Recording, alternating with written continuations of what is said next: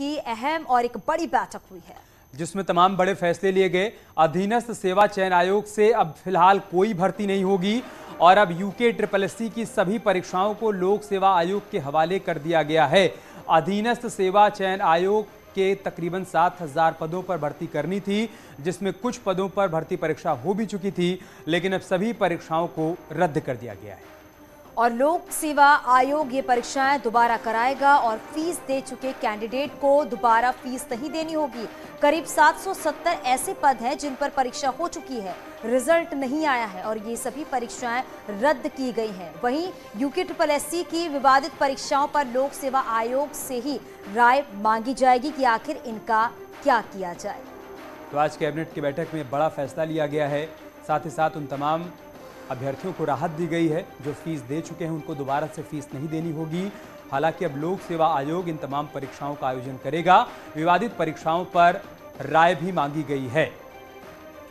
तो ये बड़ा फैसला लिया गया है। UKSSC की जो भी परीक्षाएं हैं वो फिलहाल सभी रद्द कर दी गई हैं और नए सिरे से ही इस भर्ती प्रक्रिया को शुरू किया जाएगा। जो भी कैंडिडेट हैं जो फीस जमा कर चुके हैं उन्हें दोबारा फीस नहीं देना होगा, ये राहत की बात है। और इससे ये भी है कि लगातार ये भी देखने को मिल रहा था कि जो छात्र छात्रा हैं वो लगातार प्रदर्शन भी करते हुए नजर आए थे। हालांकि 770 पदों पर जो भर्ती हुई है वो फिलहाल रद्द हो गई है।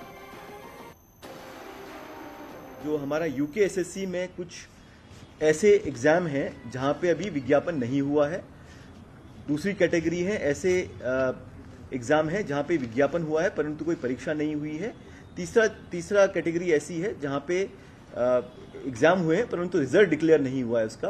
तो उस पे ये माननीय मंत्रिमंडल द्वारा निर्णित किया गया है कि इसको उत्तराखंड लोक सेवा आयोग के माध्यम से इन पदों में चयन की प्रक्रिया की जाए। एक और बड़ी खबर की बात करते हैं। उत्तराखंड कैबिनेट में जल्द ही बड़ा फेरबदल हो सकता है। सूत्रों के हवाले से बड़ी खबर है कि राज्य के 2 से 3 मंत्री आलाकमान की रडार पर हैं और विधानसभा भर्ती घोटाले के बाद बीजेपी आलाकमान इसे लेकर काफी गंभीर भी बताया जा रहा है और पार्टी के अंदर जबरदस्त चर्चा भी है कि नवरात्र के बाद राज्य में 3 मंत्री पदों को भरा जा सकता है। इसके साथ ये भी है कि 2 से 3 मंत्रियों का पत्ता साफ भी हो सकता है। हालांकि ये 2 से 3 मंत्री कौन है इस बात का अभी पता नहीं चल पाया है और इस बात का इंतजार करना होगा, क्योंकि भ्रष्टाचार के खिलाफ सख्त जो तैयारी है, सख्त मैसेज जो है वो भी लगातार दिए जा रहे हैं। तो भर्ती घोटाले के सामने आने के बाद बड़े एक्शन की तैयारी। 2 से 3 मंत्री जो कि रडार पर हैं उनकी छुट्टी हो सकती है।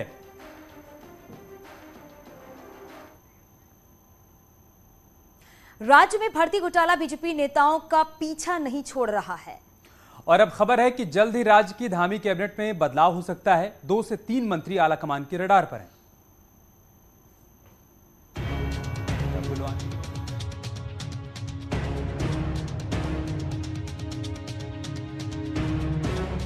राज्य में भर्ती घोटालों के बीच बीजेपी को सबसे ज्यादा परेशान विधानसभा में बैकडोर एंट्री ने किया। अब जबकि पड़ोसी हिमाचल समेत कई राज्यों में चुनाव होने और लोकसभा चुनाव का बिगुल भी बज चुका है, तो विपक्ष के हाथों बड़ा मुद्दा लग चुका है।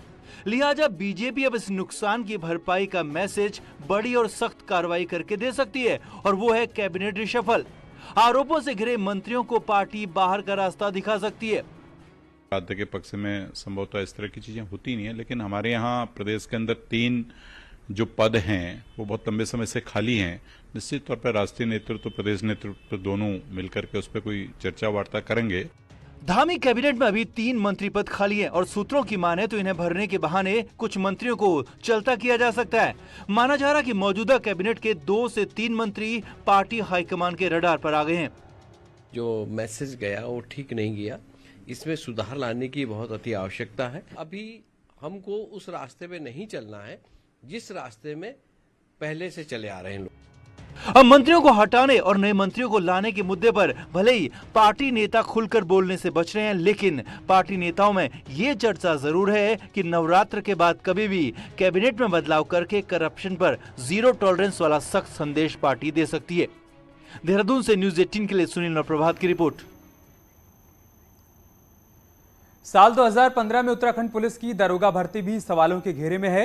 विजिलेंस ने घोटाले की खुली जांच शुरू कर दी है और सबसे पहले पेपर कराने वाली पंतनगर यूनिवर्सिटी की डॉक्यूमेंट खंगालने जाएंगे और फिर एक एक करके तार जोड़े जाएंगे कि आखिर कौन कौन इस खेल में शामिल रहा है।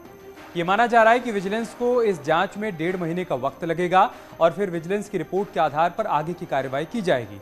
2015 में दारोगा के 339 पदों के लिए भर्ती हुई थी, जिसमें कुछ मामलों में गड़बड़ी के सबूत भी मिले हैं।